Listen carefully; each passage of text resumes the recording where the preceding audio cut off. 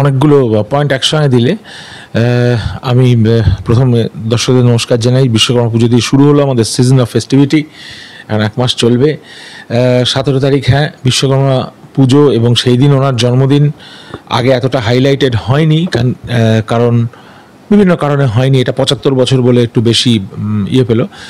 এবং মানে একদম পয়েন্ট টু বি নোটেড যে ডোনাল্ড ট্রাম্প, আমি ধরে নিচ্ছি রাত্রি 12টায় যদি ফোন আসে ওনার কাছে, তাহলে সেইটা আমেরিকায় 12 ঘন্টার তফাৎ হলেও উনি অফিসে এসছেন, অফিসে এসে ফার্স্ট ফোনটা মিস্টার নরেন্দ্র দামোদর দাস মোদীকে করেছেন। এটা আমাদের পক্ষে যথেষ্ট গর্বের ব্যাপার।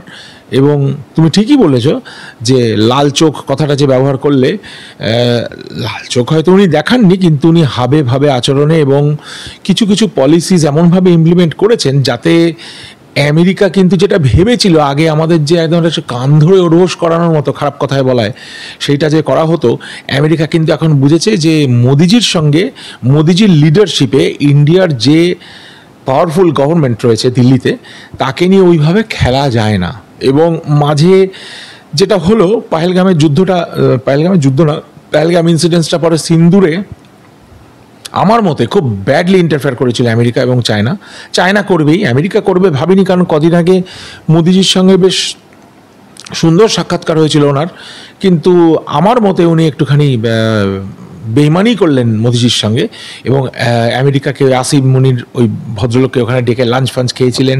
পয়েন্টগুলো আমি নোট করেছি। এবং উনি ভারতের ওই রকম একটা দুরবস্থার সময়, যেখানে আমাদের মা বোনদের সিঁদুর নিয়ে খেলা চলছে, কোলের ওপর মেরে ফেলে দিয়েছে কদিনের বিবাহিত কাপলের স্বামীকে, সেইগুলো ডোনাল্ড ট্রাম্প কাজটা ঠিক করেননি। কিন্তু ডিপ্লোম্যাটিক ওয়েতে, এখন তার যুদ্ধ হয় না, এখন ডিপ্লোম্যাটিক ওয়ার, ডিজিটাল ওয়ার, তাতে কমপ্লিটলি আমি বলতে পারি যে মোদিজি জিতেছেন। কেন কি ডোনাল্ড ট্রাম্প তারপরে অনেক সুর নরম করেছে। ওদের যেটা অ্যাটিচিউড, আমেরিকানসদের যে একটা অ্যাটিচিউড যে we know everything, we are the biggest, we are the largest, we are the best, ওইটা মোদিজি মোটামুটি সিধে করে দিয়েছেন। এবং ব্রিক যে কথাটা বললে, ব্রিকটা সবাই হয়তো জানে না, আমি একটু এক্সপ্লেন করে দিই দর্শকদের জন্য, জানাটা সবসময় আমাদের খুব দরকার। ব্রিক হচ্ছে BRIC, তো সেটা হচ্ছে ব্রাজিল, রাশিয়া, ইন্ডিয়া, চায়না, তাই তো? হ্যাঁ, ব্রিক, 4টে বিরাট বা শক্তিকে নিয়ে। এবং সেই ব্রিকে ইন্ডিয়ার রোলটা খুব সাংঘাতিক, বেশ ভালো। ব্রাজিল এবং চায়না এবং রাশিয়া এরা সব বড় বড় দেশ, কিন্তু এরা কিন্তু ছোট ছোট দেশ না। আর সেখানে আমরাও যে বড় একটা দেশ, সেইটা উনি প্রমাণ রেখেছেন। সো ব্রিকের নেতৃত্বে মোটামুটি ইনি রয়েছেন। আর ওই যে সামিট ছিল, যেখানে ইটালিতেই হয়েছিল আমার মনে হয়, সেইখানে গিয়েছিলেন, সেই সামিটটা, SCO সামিটে ওনার রোল বেশ ভালো ছিল। এবং সঙ্গে আমাদের মনে হয় মিস্টার জয়শঙ্কর ছিলেন, কেন্দ্রীয় মন্ত্রী, যারাই গিয়েছিলেন। ভারতবর্ষের রোল স্পষ্ট, ইংরেজিতে যাকে বলে প্রমিনেন্ট একদম, এবং প্রবাবলি টুয়ার্ডস দ্য লিডারশিপের দিকে আমরা চলেছি। এইটাই ভারতবর্ষের পক্ষে একদম ভারত আমার জগত সভার শ্রেষ্ঠ আসন হবে, সেইটা মোদিজি এবং সবাই গভর্নমেন্ট মিলে ডেফিনেটলি করেছেন। মহানিন্দুকও এই কথাটা বলতে বাধ্য হবে। এবং মোদিজি ছাড়া আরও যারা নামে রয়েছেন, তারা সব ডিপ্লোম্যাটিক লোক, পলিটিক্যাল লোক, তাদের তো ঠিক আছে। আমি বলছি মেসি নিজের সাইন করা জার্সি পাঠিয়েছেন। খবরটা যদি সত্যি হয়ে থাকে, এর চেয়ে গৌরবের আর কিছু নেই যে মেসি একটা, পেলে, ম্যারাডোনা, মেসি, এই তো আমাদের লেগাসি ফুটবলের। তিনি যদি আর্জেন্টিনায় বসে মোদিজিকে একটা সই করা জার্সি পাঠিয়ে থাকেন, এইটা বিরাট ক্রেডিটের ব্যাপার। প্রডিউসার, ডাইরেক্টর, কমিশনার সবাই বার্তা পাঠিয়েছেন, প্রত্যেকটার হেড পাঠিয়েছেন। এবং নিশ্চয়ই আমাদের শাসক দল থেকেও কিছু আম, চাদর, মিষ্টি পাঠানো হয়েছে। এখন তো না পাঠিয়ে আর উপায়ও নেই। তো মোদিজির হাতে ভারতবর্ষের কন্ট্রোল রয়েছে, 22টা স্টেট হয়ে গেছে। এবং আমার মতে বাংলা, একটা সময় বলা হতো যে বাংলা যেটা ভাববে আজ, কয়েক বছর বাদে সারা ভারতবর্ষ বা সারা পৃথিবী ভাববে। উই আর লিডিং ইন্টেলেকচুয়ালি এবং পলিটিক্যালি অ্যাজ ওয়েল, পাওয়ারফুল একটা ওয়েস্ট বেঙ্গল একটা, সেইটা কিন্তু আমরা রিসেন্টলি খুব হারিয়েছি। সেইটাকে রিইনস্টেট করতে গেলে এখানে বিজেপির শাসনটা খুব দরকার। এবং সেটা হওয়ার পরে আমি বলবো কমপ্লিট হলো যে আমাদের যতগুলো স্টেট আছে তার মধ্যে বেঙ্গলটা এখনও বিজেপি শাসিত নয় বলে আমরা সাফার করছি। কেন্দ্র থেকে অনেক টাকা পয়সা ইত্যাদি জিনিসগুলো একটু আটকে রয়েছে, আর আটকে রয়েছে বলে এরা যে শাসক দলটা যেটা দাবি করেছে যে আমাদের দেওয়া হয় না সেটা তো ঠিক নয়। আমি তোমাকে টাকা দেবো, তুমি কোনো হিসেব দেবে না, আর তোমার মানে সম্পত্তি বাড়তেই থাকবে, কাজে আমি তোমাকে টাকা দেবো না, এটা তো খুব সোজা কথা। তা আমার মনে হয় সারা পৃথিবীর রাস হাতে না আসলে ভারতবর্ষের রাসটা মোদিজির হাতের আসাটা খুব ইম্পর্টেন্ট। এরকম একটা বলিষ্ঠ লিডার তো আমরা কখনো পাইনি, এবং কংগ্রেস আমলে হলে এটা কখনোই হতো না। কারণ কংগ্রেস এই কদিন আগে বেঙ্গল ফাইলস দেখলাম, সেই নেহেরুজির আমল থেকে শুরু করে গান্ধীজি এরা তো সব আমাদের বিক্রি করে দিয়েছেন খুব চিপলি, এবং বিক্রি শুধু করেননি, পরবর্তী কতগুলো জেনারেশনের জন্য এই বিপদটা রেখে গেছেন যে সেপারেশন হয়েছে মেনে নিলেই হতো ঠিকঠাক করে। তেলে জলে যদি মিশ নাই খায়, তা তেল আলাদা জল আলাদা, ওই যে মিশিয়ে যে তেল জল করেছে, যেই তেল হোক আর যেই জল হোক, আমরা তো তার মানে ভোগাটা এখনও ভুগে চলেছি না। এবং যতটুকু ভারতবর্ষের ডিস্টারবেন্স হচ্ছে সেটা তো বলা যায় না পোস্ট পার্টিশন রেসিডিউটার ওপরে, ওই রেসিডিউটা আমাদের না থাকলেই ভালো হতো। কিন্তু যারা আছেন তাদের মেনে নিয়ে যদি উনি ঠিক মতো শান্তি স্থাপন করতে পারেন, আমি এটাই চাই, আমার দেশটা ভালো থাকুক। আপনি দুটো বিষয় বললেন, যে দুটোকে আমি পয়েন্ট করছি, সেটা একটা হচ্ছে যে আমেরিকার অ্যাটিটিউড হচ্ছে we are the boss, we will dominate. আর অন্যদিকে আরেকটা বিষয় যেটা পয়েন্ট করলেন সেটা হচ্ছে যে আপনি কিছুদিন আগে বেঙ্গল ফাইলস দেখেছেন, যেখানে কংগ্রেসের কি নীতি সেটাও আপনি দেখেছেন।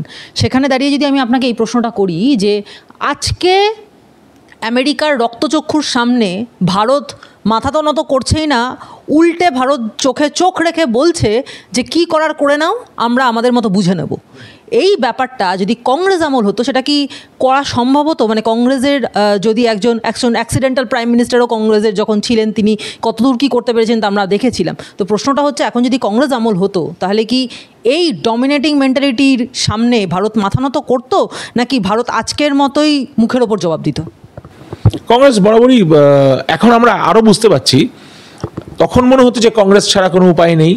এখন বিজেপি আসার পরে আমরা বুঝতে পারছি ভারতীয় জনতা পার্টি, অটল বিহারী বাজপেয়ীজি মহাশয় বুঝিয়ে দিয়ে গেছিলেন যে জোটটা কতটা থাকা সম্ভব।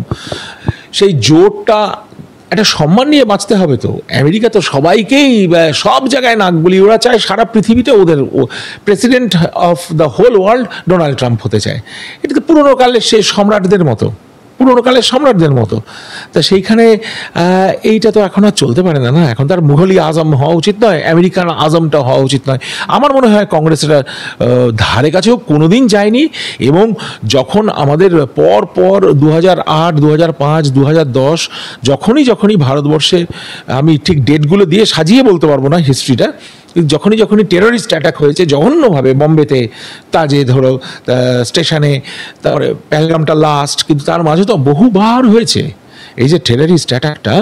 এইটা পাকিস্তান থেকে এসছে, কোনো সন্দেহ নেই, আলোচনাই করা যায়নি। সেই ক্রিকেট হচ্ছে, সেই ক্রিকেট চলছে, খেলা চলছে, চলছে, এখন তো অন্তত বন্ধ হয়েছে। উনি তো পরিষ্কার বলেছেন যে একসঙ্গে রক্ত আর গঙ্গাজল বইতে পারে না, একসঙ্গে টেরোরিজম প্লাস সেখানে টক হতে পারে না। ক্রিকেটটা বন্ধ হয়ে গেছিলো, খুব ভালো হয়েছে।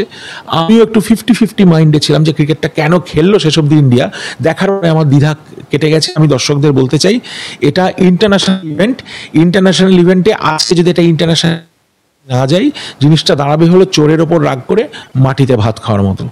আচ্ছা, খেতে হবে ইন্টারন্যাশনাল ইভেন্ট। এবং শ্রদ্ধায় আমার মাথা নত হয়ে গেছে, ইয়াং ওরা তো, মানে আমার ছেলের বয়সী ক্যাপ্টেন যারা, ওরা গিয়ে ওখানে পুরো একদম কলার তুলে জিতে ওদের মাঠের বাইরে পাঠিয়ে হ্যান্ডশেক না করে গিয়ে ড্রেসিং রুমের দরজা বন্ধ করে দিয়েছে গৌতম গম্ভীর এবং ক্যাপ্টেন আমাদের সূর্যা কুমার, তাই তো না, ক্যাপ্টেন আমি নাম ভুল বললাম নাকি, সূর্যা কুমার।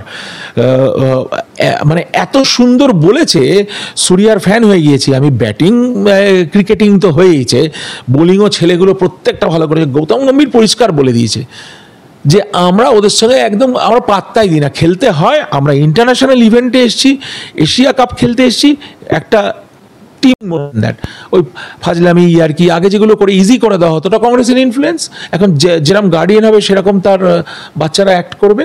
আগে ওগুলো করতে বলা হতো, গিয়ে কথা বলে এসছে, ওখানে গিয়ে অন্য সব আলোচনা হয়েছে পয়েন্টগুলো, সেগুলো ডিপ্লোম্যাটিক পয়েন্টস, পলিটিক্যাল আমি অতটা ভালো জানিও না, কিন্তু জানি মানে ব্যাপারটা আমি মানে শুনেছিলাম, পড়েছিলাম খানিকটা, বলতে পারবো না এখন তোমায়। সেইগুলো আলোচনাতে ঘুরিয়ে দেওয়া হয়েছে, টেরোরিজম নিয়ে কোনো কথাই হয়নি।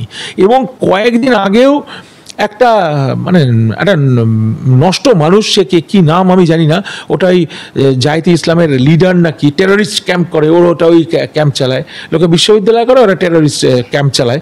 ও কিন্তু বলেছে অলরেডি যে আমরা পেহেলগাঁওটা শুরুয়াত মানে জাস্ট ট্রেলার, এরপরে নাকি আরও হবে, যার জন্য মোদিজি আমার মনে হয় বাধ্য হয়েছেন ইস্টার্ন কমান্ডে এসে মিটিং করতে। এবং এখন ব্যাপারটা হচ্ছে ওয়েস্টার্ন জায়গাটা মোটামুটি সামলে নিয়েছে, সি রুটটা আমরা ইজিলি ডমিনেট করতে পারবো, সামলাতে পারবো। আমাদের এই দুর্ভাগ্য বাঙালিদের জায়গাটা, এক্সকিউজ মি, ওয়েস্ট বেঙ্গলটা একদম ওয়েস্ট করে রেখে দিয়েছে। এই বর্ডারটাকে সিকিওর করতে হবে, এটা ডিপ্লোম্যাটিক রিজনস রয়েছে, পলিটিক্যাল রিজনস রয়েছে, তারপর ব্যবসার দিক দিয়েও ট্রেড রিজনসও রয়েছে, ওইগুলো দেখতে হবে কেন এটা বন্ধ করা যাচ্ছে না। তবে এসআইআরটা হয়ে আমাদের ওয়েস্ট বেঙ্গলটাকে সিকিওর করতে পারলে আমার ভারতবর্ষ কমপ্লিটলি আবার মাথা তুলে আগের মতো দাঁড়াবে, আমরা মানে উই আর ফ্রম ইন্ডিয়া এটা বলতে পারবো। এবং মোদিজির কাছে আমি চিরকৃতজ্ঞ, এবং আমার মনে হয় সমস্ত দেশবাসীর অন্তরে অন্তরে ওকে প্রণাম জানানো উচিত যে একটা মানুষের এই হিম্মতটা রয়েছে আমাদের চিনিয়ে দেওয়ার। তা নাহলে আমরা তো আমেরিকার, চায়নার, রাশিয়ার চাকর বাকর বললেই আছি স্যার, ইয়েস স্যার বলে, হ্যাঁ, কে ডক্টরেট আর কে ইকোনমিক্সের ডক্টরেট গিয়ে একটা কথা পর্যন্ত বলতে পারতেন না কংগ্রেসের, আমি যতটা দেখেছি। ম্যাডাম ইন্দিরা গান্ধীর পরে এইরকম একটা অ্যাস্টিউট পার্সোনালিটি এরকম তার আসেনি। কাজে আমি কমপ্লিটলি মোদিজি সাপোর্টার ছিলাম, এখনও আছি। বেশ কিছু ডিপ্লোম্যাটিক জায়গায় প্রশ্ন জাগে, আশা করি আপনারা মানে দর্শকরা সবাই আপনারা সেই প্রশ্নের উত্তর ধীরে ধীরে পাবেন, এবং 1 থেকে 2 বছরের মধ্যেই পাবেন, এটা আমার আশা। আপনি যেহেতু একটা ওয়ার্ড একটু আগে ইউজ করলেন, বেশ একটা পান ইউজ করলেন যে ওয়েস্ট অ্যান্ড ওয়েস্ট, মানে West Bengal is a West, এটা আপনি একটু আগে বলেছিলেন।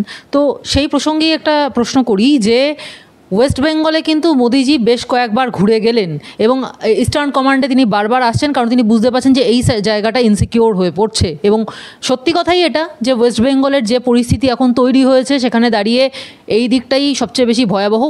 ওয়েস্টটাকে মোটামুটি ওয়েস্ট সাইড অফ ইন্ডিয়াকে মোটামুটি সামলে নেওয়া গেছে, কিন্তু ইস্টার্ন সাইড অফ ইন্ডিয়া এখন একটু মানে সমস্যার মধ্যে রয়েছে। সেখানে দাঁড়িয়ে ওয়েস্ট বেঙ্গলে বঙ্গ বিজেপি কিন্তু এখনও মরিয়া হয়ে রয়েছে কী করে তৃণমূলকে গদিচ্যুত করে সেখানে আসা যায়। এবং সেখানে দাঁড়িয়ে কিন্তু প্রচুর মানুষের বক্তব্য বা সাধারণ মানুষ বুঝতে পারছেন যে এখনও বেশ কিছু লুপহোলস রয়েছে এই বঙ্গ বিজেপির মধ্যে, যেগুলোকে ইমিডিয়েটলি পরিবর্তন করতে না পারলে হয়তো সেই স্বপ্ন পূরণ হবে না। মানে 26-এ ওয়েস্ট বেঙ্গলে বিজেপির শাসনের স্বপ্ন কিন্তু পূরণ হবে না। আপনি কি এই বিষয়ে কিছু বলবেন? কি কি লুপহোলস রয়েছে, আপনার চোখে কি ধরা পড়েছে? লুপহোলসগুলো আমি এনুমারেট এই জন্যই করবো না যে বেসিক্যালি তোমরা সবাই, আমি বিজেপিতে জয়েন করেছি, ওভারসিজ বিজেপির বিজেপি মেম্বার আমি।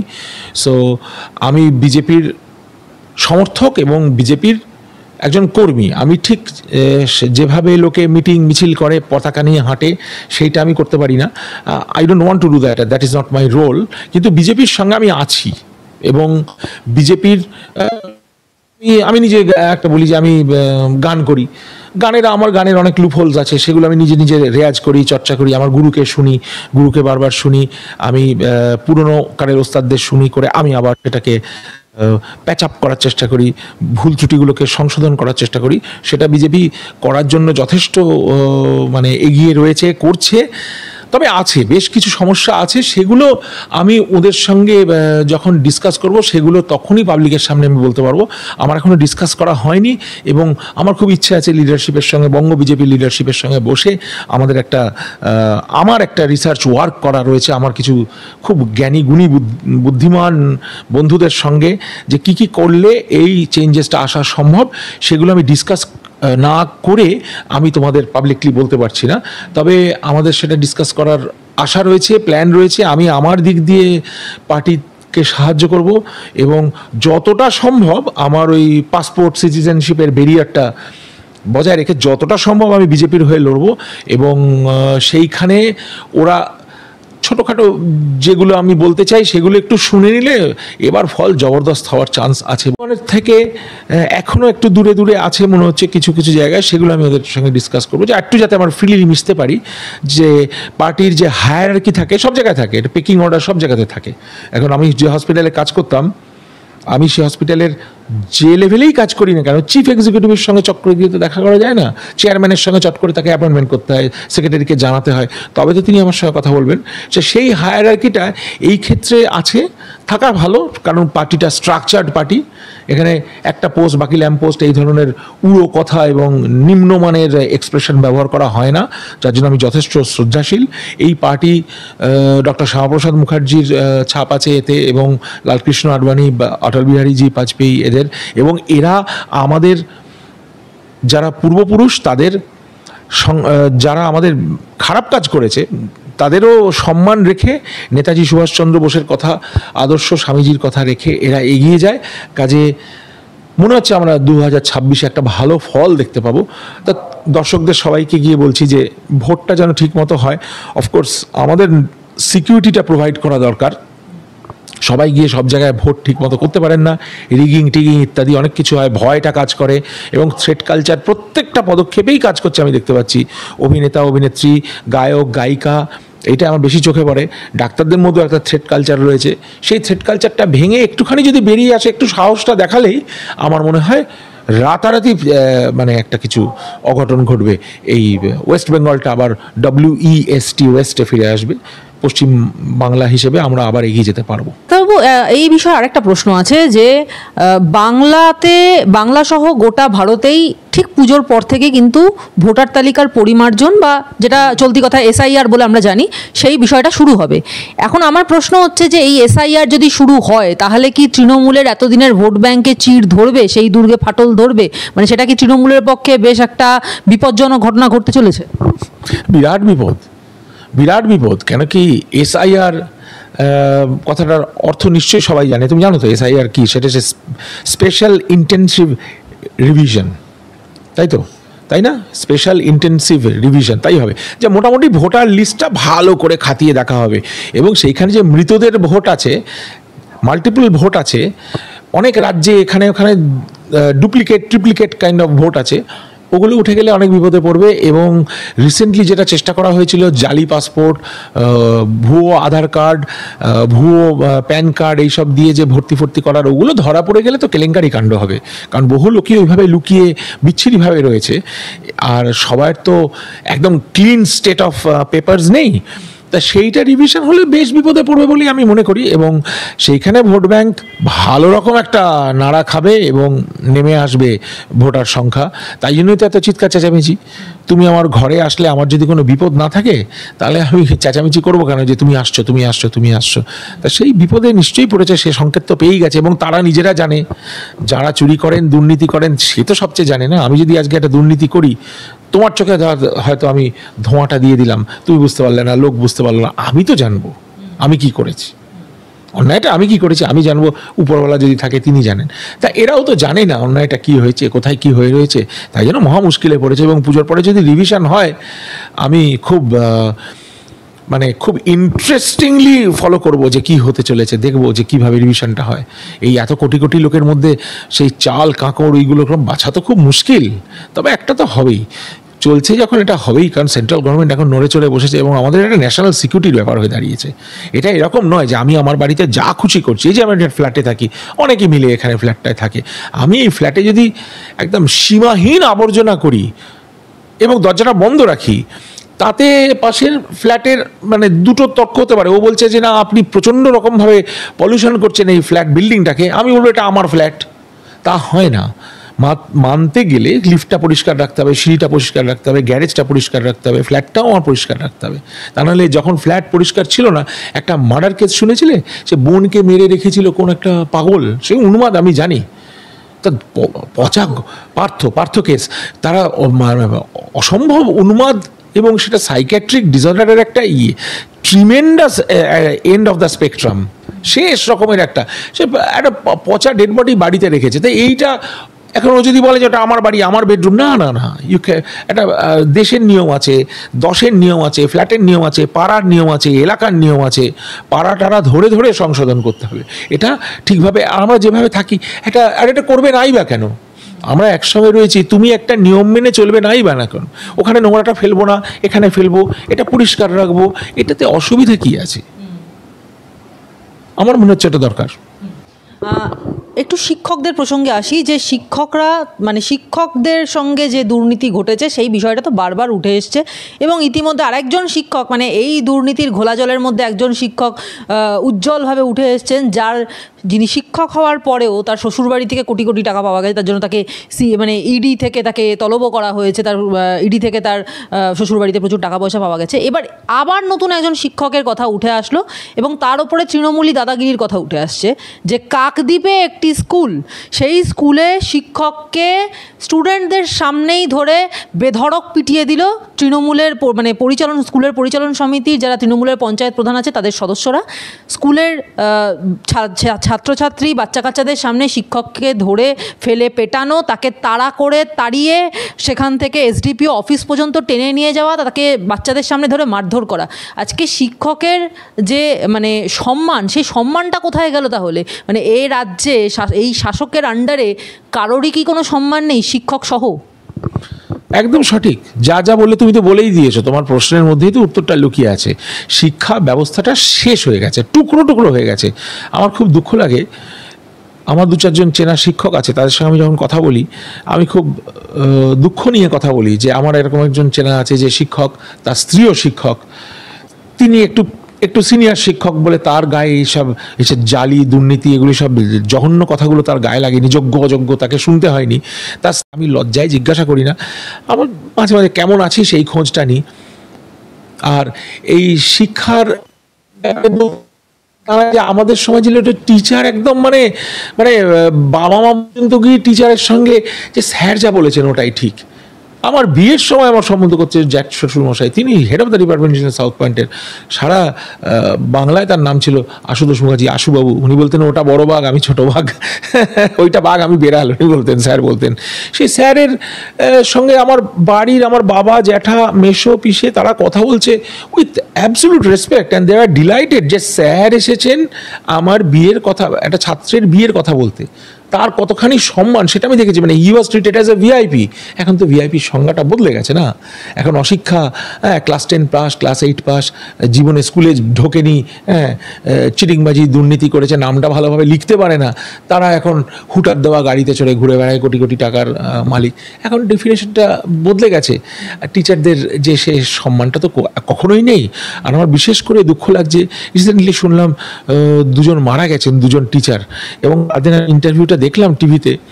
একজনকে তুলে নিয়ে গিয়ে, সুমন বলে বোধহয় ভদ্রলোকের নাম, তাকে তুলে নিয়ে গিয়ে পুলিশ, সুমন বিশ্বাস জোর করে তাকে ড্র্যাগ করে নিয়ে যাচ্ছে, সেই ভিডিওটা আমি দেখেছি।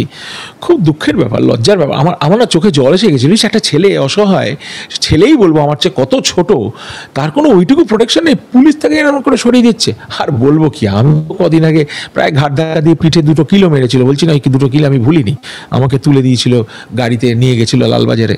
তো এখন এখানে সেসবের কোনো সম্মান কারোরই কোনো সম্মান আছে বলে আমার মনে হয় না। ওই যারা ওই খেলামেলা মোচ্ছবে যারা স্টেজে উঠে বসে হুটার দেওয়া গাড়িতে 2 অসংলগ্ন বাংলা, জঘন্য হিন্দি এবং নিম্নমানের ইংরেজি বলতে পারবে, তাদেরই জয় জয়কার। টিচারদের তার কোনো সম্মান নেই। টিচার আছে কিনা তাই জানি না, প্রাইভেট স্কুলগুলো চলছে, যাদের ছেলেমেয়ের পয়সা আছে। আমার ছেলেমেয়ে নাতি নাতনি যারা যদি এখানে পড়াতে হতো, আমি প্রাইভেট স্কুলে পড়াতাম, এবং আমার নাতি এখন রিসেন্টলি প্রাইভেট স্কুলে যাচ্ছে। আমার নাতি নাতনি যারা ওই রেঞ্জের, তারা সব প্রাইভেট স্কুলে যাচ্ছে। যাদের বাবা মা অ্যাফোর্ড করতে পারছে, তারা একটু ভালো স্কুলে যাচ্ছে, তারা একটু ভালো। আর বাকিদের দেখলে আমার খারাপ লাগে, রাস্তায় যারা ঘুরে বেড়াচ্ছে তাদের তো আমি হেল্পও করতে পারি না। পথে যেতে যেতে একটু জানার চেষ্টা করি তারা কি শিখছে, কিছুই শেখে না, যায় স্কুলে চলে আসে। আর যারা অন্যান্য যারা একটুখানি আমাদের হেল্প করতে আসে, আমাদের সাহায্য করতে আসে কাজের ব্যাপারে, তাদের ছেলে মেয়েদের তো অবস্থা খুবই খারাপ। কলেজে যায় না, পার্টি হয় না, ক্লাস ফাস কিছু নেই, ব্যাগ ট্যাগ পেন কেনারও পয়সা নেই, পয়সা দিলে রেজাল্ট পাবে, পয়সা না দিলে পাবে না। খুব খারাপ অবস্থা একদম, মানে পুরো মানে গিভেন টু দ্য ফ্লোর। যদি তুমি উঠে দাঁড়াতে পারো দাঁড়ালে, আর তা নাহলে ওই মাটিতেই শুয়ে থাকতে হবে ধুলোর মধ্যে। এবং এই আলোচনার সূত্র ধরেই আমার আরেকটা প্রশ্ন আছে, যে আমাদের মুখ্যমন্ত্রী মমতা বন্দ্যোপাধ্যায়, তার ভাইয়ের বউ, তিনি কোনো শিক্ষা দীক্ষার সঙ্গে যুক্ত না হওয়ার পরেও কলকাতা কলেজের পরিচালন সমিতির মাথা হয়ে বসে রয়েছেন। দেখুন, এটা তো মানে আবার মানে ব্যক্তিগত নাম করেই বলতে হয়, নামটা আমি শুনেছি, উচ্চারণ করতে চাই না, আমি বলতেও চাই না, আমার সঙ্গে ওদের কোনো সম্পর্ক নেই।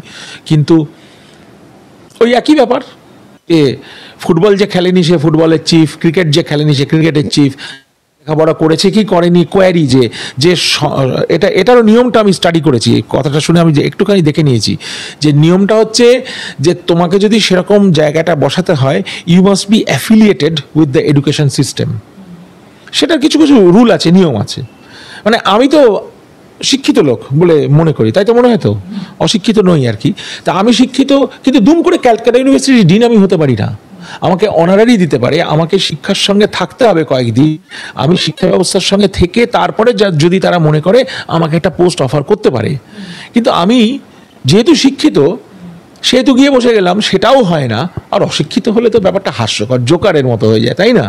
তুমি লেখাপড়া করেছো কি করনি জানি না, তুমি ইউনিভার্সিটির কি পজিশন, চেয়ারম্যান, চেয়ারপারসন, এগুলো মানে একদম রিডিকুলাস। মানে কোন লজ্জায় তারা গিয়ে আবার মামলায় দাঁড়ায় যে আমি হয়েছি আমি জানি না। এরকম পজিশনে আমি পড়লে আমি ছেড়ে দিতাম। বাবা, আমি তোমায় বলতাম যে তুমি দেখো আমার জোর করে এটা করে দিয়েছিলে, আমার বোধহয় এই যোগ্যতা নেই, এই যোগ্যতাটা নেই, তুমি আমার ছেড়ে দাও, বলে লজ্জায় পারি। তাহলে একটা ভদ্রলোকের মতো হতো। এটা গিয়ে মামলা করছে যে আছি ওই পোস্টটায়। রিডিকুলাস। পয়সা কোনোভাবে তারা কামিয়েছে, তারা ক্লেম করছে। ওই চেয়ারও নিশ্চয়ই চেয়ারে শিক্ষা ভালোবেসে যাননি। কোনো একটা বাচ্চা ছেলে মেয়েকে কখনো কি পড়িয়েছেন? কখনো কি কাউকে একটা পেন্সিল কিনে দিয়েছেন? কখনো কি দেখেছেন তার শিক্ষাটা কোন দিকে আছে? সেই যোগ্যতা আছে কিনা সেটাও জানি না, কিন্তু তারা মাস্তানি টাইপের, কি ডাকাত বলে সে ডাকাত সর্দারনি। মুখ্যমন্ত্রী ইতিমধ্যেই বিভিন্ন অভিধায় ভূষিত হয়েছেন, যেমন তিনি কখনো মা শারদার বাহ্যিক রূপ বা মানে জাগতিক রূপ বলে তিনি ভূষিত হয়েছেন, কখনো তাকে চৈতন্যদেবের রূপ বলে ঘোষণা করা হয়েছে। এবার নতুন করে আরেকজন রাজীব বন্দ্যোপাধ্যায়, তিনি বলছেন মা কালীর বাস্তবিক রূপ হচ্ছেন এই মমতা বন্দ্যোপাধ্যায়, এবং তিনি হচ্ছেন বর্তমান সমাজে মা কালীর জাগ্রত রূপ।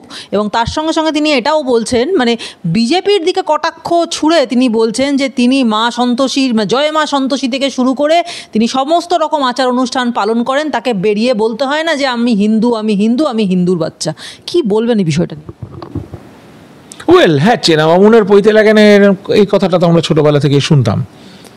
কিন্তু আমি তো বলবো উল্টোটাই দেখা গেছে। ইন্ডোর স্টেডিয়ামে 3,000, 5,000, 10,000 কত লোকের সামনে কেউ গিয়ে কালমা পড়ছে। দেখুন, এগুলো আমরা পড়ি না, পড়া হয় না। যেমন একটা মুসলিমও এসে তারা তো বন্দে মাতারামটাই বলতে রাজি নয়, জনগণমন গাইতে রাজি নয়।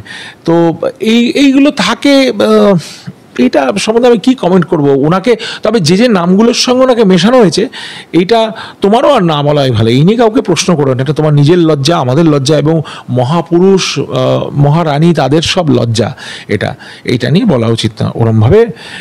চৈতন্য মহাপ্রভু তার কি তার বেদ বেদান্ত উপনিষদ যার নখদর্পণে, যে অত্যন্ত পারদর্শিতার সঙ্গে তিনি পণ্ডিত, তখনকার দিনে তর্ক হতো, শাস্ত্রতা যার হাতে, তার অত পড়াশুনো, সেইখানে মা শারদার মতো দয়ার মূর্তি, যার কাছে গিয়ে চোখের জল ছাড়া মানে কেউ তার কথাটাই বলতে পারে না। মা শারদার কথা উঠলে আজও লোকের চোখের জল পড়ে। তার লেখাটুকু যেটুকু পাওয়া যায়, রামকৃষ্ণ কথামৃততে যেটুকু লেখা রয়েছে, এখনও লোকে ঘরে বসে ওটা পড়তে পড়তে কাঁদে। সেইখানের সঙ্গে এগুলো তুলনা করা অত্যন্ত নিম্ন রুচির পরিচয়। আমিও জবাব দেবো না, তুমি আর এইসব প্রশ্ন কাউকে করো না। যে করছে করতে দাও। আর যে বলেছে তাকে আমি চিনি না, সে কোথাকার লোক, কোথাকার মানুষ, সে কোথায় তার জন্ম হয়েছিল, কিভাবে তার আপব্রিঙ্গিং হয়েছে, কিভাবে তার মানে সে প্রস্ফুটিত হয়েছে আমি জানি না। সে তার কমেন্ট তাকেই দেখতে দাও। বলেছে বেশ করেছে, তোমরা তালি বাজাও। আমরা তো সব জোকার মার্কা কমেন্টে অভ্যস্ত, আমরা এতে তালি বাজাবো, সিটি বাজাবো, টুম্পা সোনা গাইবো, এটা হয়ে গেল। একটা শেষ প্রশ্ন করব, যে জেলা কোর্টে পেন পেন্সিল কেনার টাকাও নেই এমন পরিস্থিতি হয়েছে, এবং তাতেও যেমন হাইকোর্ট ক্ষুব্ধ, তেমনি একই সঙ্গে রাজ্যের একাধিক পুরসভার অবসরপ্রাপ্ত কর্মীদের জন্য বকেয়া পেনশন বা গ্র্যাচুইটি এই সমস্ত কিচ্ছু মেটানো হয়নি, তাতেও যথেষ্ট ক্ষুব্ধ কলকাতা হাইকোর্ট। এবং তাতে হাইকোর্টের বক্তব্য যে হয় পুরসভার যে সমস্ত অবসরপ্রাপ্ত কর্মীরা আছে তাদেরকে বকেয়া মেটান, তা না হলে এই মানে পুরসভাগুলোকে সমস্ত প্রাইভেট করে দিন, আপনাদের দ্বারা কোনো কাজ হবে না। প্রশ্নটা হচ্ছে যে এই সমস্ত খেলা মেলা অনুদান, দুর্গাপুজোর জন্য লাখ লাখ কোটি কোটি টাকা উড়িয়ে দেওয়ার মতো টাকা আছে, কিন্তু যারা সত্যিকারের যাদের প্রয়োজন, যেখানে দেওয়ার প্রয়োজন টাকা, সেগুলোর জন্য আমাদের রাজ্য সরকারের কাছে কোনো টাকা নেই। টাকা নেই তো মানে কয়েক বছর ধরেই তো শুনে আসছি একদম টাকা নেই। তারপরে শুনলাম কত 800,000 লোক না কত টাকার ঋণ হয়েছে, যেটা 2 বা 1 ছিল, সেটা বাড়তে বাড়তে সিপিএম আমল থেকে এইখানে এসে দাঁড়িয়েছে। প্রচণ্ড টাকার ঋণ এবং টাকার অভাব। কিন্তু দুর্গাপুজোর খামতি নেই, সেখানে তো 1,20,000 করে 30,000 করে দিচ্ছেন। বাকি লোকেদের রমরমা কাণ্ড, পয়সা নেই কী করে বলবো, গাড়িগুলোর কতটা খরচ, যে কোনো একটা মানে ভিআইপি না কি ভিআইপি, নো ভিআইপি না ভিআইপি মানে ভিলেন লাইক পার্সন, সেরকম তাদেরও তো সব হুটার লাগিয়ে গাড়ি যাচ্ছে, সিকিউরিটির খরচা। আমার বাড়ির সামনে 50টা পুলিশ অফিসার রেগুলার বসে থাকে, নাইট শিফটে আর এই শিফটে ডিউটি করে। তোমরা খোঁজ নাও, গিয়ে এক্সপ্লোর করো, যারা বকেয়া টকেয়া পাননি তারা বিদ্রোহ করুন। টাকা ওদিকে বলছে টাকা নেই, এদিকে টাকা আছে। কি আবার একটা 500,000 কোটি টাকার টিম বানিয়ে কিনে ফেলেছে। মোহনবাগান ইস্ট বেঙ্গলের 17 ইঞ্চি কিনতে পয়সা লাগে না, স্পন্সরকে ধরতে হয়, ডোনারের কাছে পয়সা চাইতে হয়, তারা যেতে ট্রফি যেতে, তাই সেই টাকাতেও হয় না। আর অন্য জায়গায় কোথা থেকে একটা টিম তৈরি হয়ে গেছে, কি একটা বললো, খবরটা নিয়ে আমি সম্পূর্ণ শিওর নই, বললো নাকি 500,000 কোটি দিয়ে একটা টিম তৈরি হয়ে গেছে কোথায়, এরকম কিছু কিছু শুনেছো, একটা ফুটবল টিম কোথাও একটা তৈরি হয়েছে, কিনে নিয়েছে কেউ একজন বানিয়েছে। রিডিকুলাস একটা স্টেটে রয়েছি, লাজ লজ্জা কিছুই নেই। এবং গড়াদের আড়ালে পয়সা নিয়ে যারা রয়েছে, একটা প্রোটেকশনের আড়ালে, কিছু লোক গড়াদের আড়ালেও গেছে, তাতেও কোনো লজ্জা নেই, চলছে এইভাবে। আর কি বলবো, যারা টাকা পাননি তাদের রাস্তায় নেমে এসে বিদ্রোহ করতে হবে, বা মাথা ঠান্ডা করে ভোটটা দিতে হবে এবং সাহায্য করতে হবে, যেভাবে হোক এই শাসক দলকে তাড়িয়ে নতুন একটা শাসক গোষ্ঠীর হাতে তুলে দেওয়া, যাতে তারা একটা ট্রায়ালই দেওয়া হোক। আমি যদি ধরে নিই তারাও খারাপ, তারা নয় ফেল করলো, but give them an opportunity to fail at least. এইটা আর চলতে পারে না। এটা একদম পয়সা নেই, পেন পেন্সিল কেনার পয়সা নেই, অফিস চলছে, আর প্রাইভেট বললে প্রাইভেট কে নেবে?